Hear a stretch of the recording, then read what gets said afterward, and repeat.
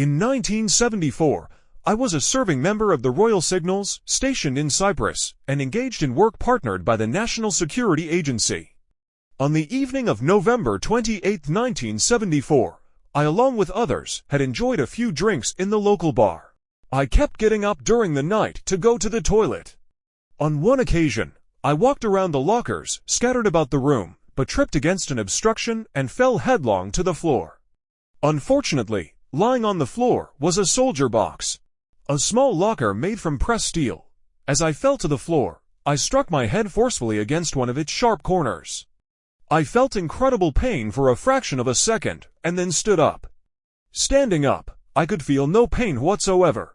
I touched my head and could find no real damage.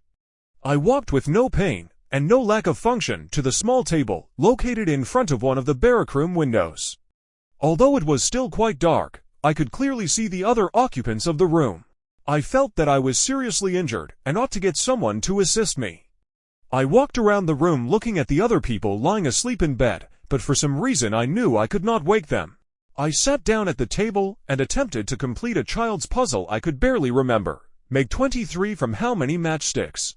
I did this to pass the time, for I wanted someone to find me and get me medical attention. When I looked out of the window, the light appeared. I realized this sounds daft, to yellowish or golden, and there appeared to be a limit to how far I could see. This limit could possibly have been early morning mist. After a time, I've no idea how long. I had the thought that should someone find my body, and I'm sitting over here, they could miss me. Opening parenthesis, an odd thought. So I walked back toward my own bed space situated behind the lockers at the bottom of a bunk bed. I looked toward one of the people sleeping, and that's the last thing I remember, until waking up on December 3, 1974, being so real, I had no reason to believe that what I experienced had not occurred physically, and after waking up, I proceeded to relate my story to one of the nurses. She went on to state that I'd been found just after 5 o'clock, and that I lay where my head had struck the soldier box. She said I couldn't have walked about the room and done all I had, as no one moves after the level of injury I'd sustained. She also said I'd been found suffering hypothermia, and that I died twice, once in the ambulance and again on the operating theater.